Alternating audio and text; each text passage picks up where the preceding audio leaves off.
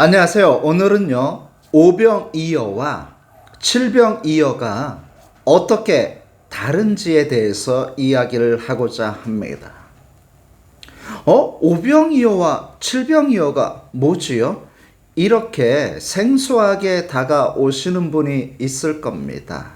오병이어는 워낙 유명해서 다 아는데, 칠병이어는 그런 게 있었어 하면서 낯설어 하시는 분들도 있을 겁니다.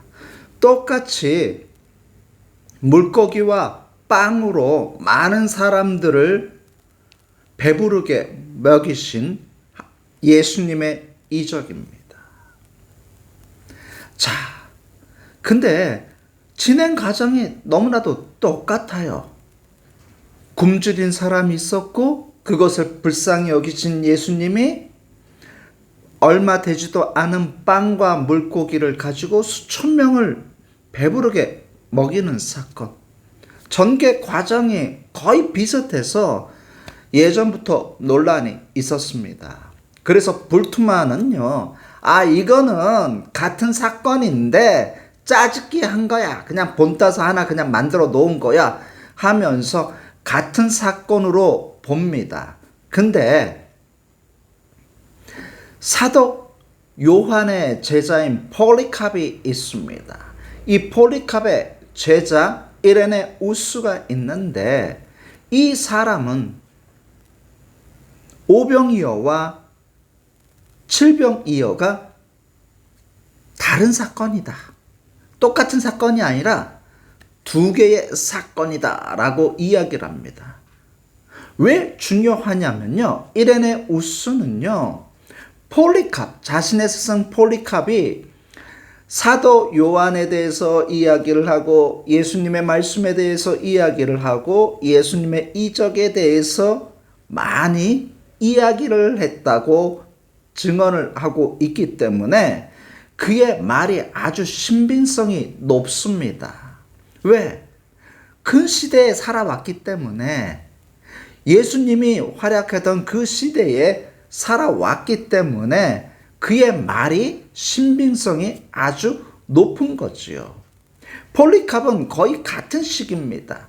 그리고 폴리캅이 죽고 난 다음에 이레네우스가 폴리캅의 말을 들었기 때문에 이거는 별개의 사건이구나 이렇게 생각을 하게 되는 겁니다.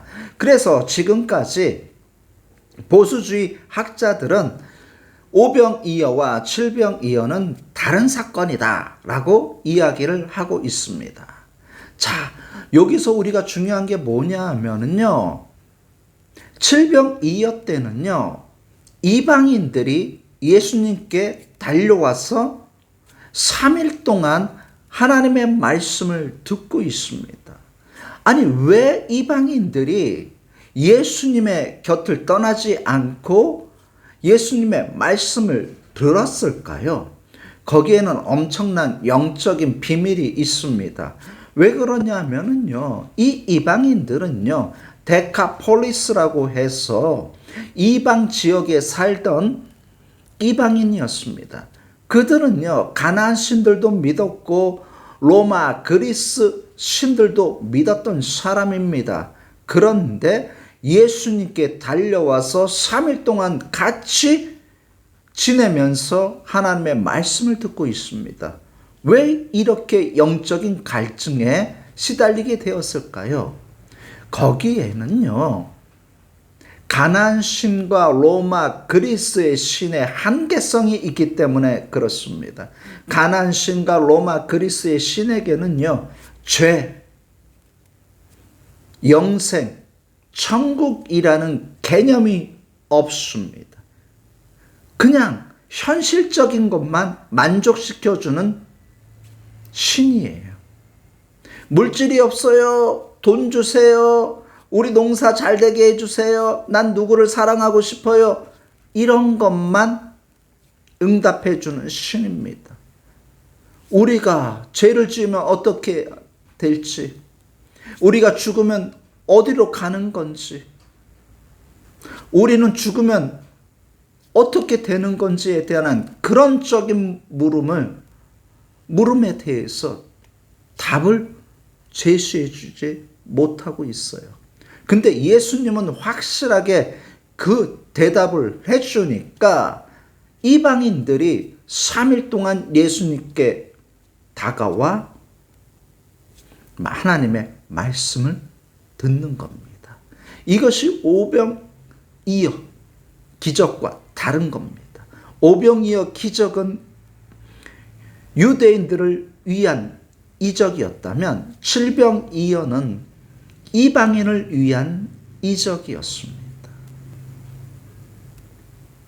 오병이어 때는 12바구니였단 말이에요. 남았던 게 12지파를 뜻합니다. 12바구니.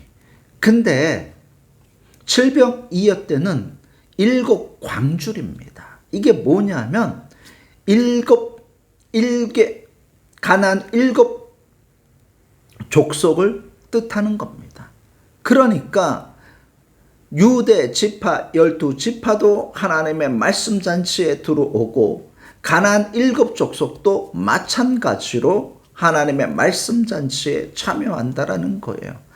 이스라엘뿐만 아니라 모든 이방인들이 다 하나님의 말씀 잔치에 참여해서 영생을 얻을 수 있다라는 것을 칠병이어를 통해서 말씀하고 계시는 겁니다.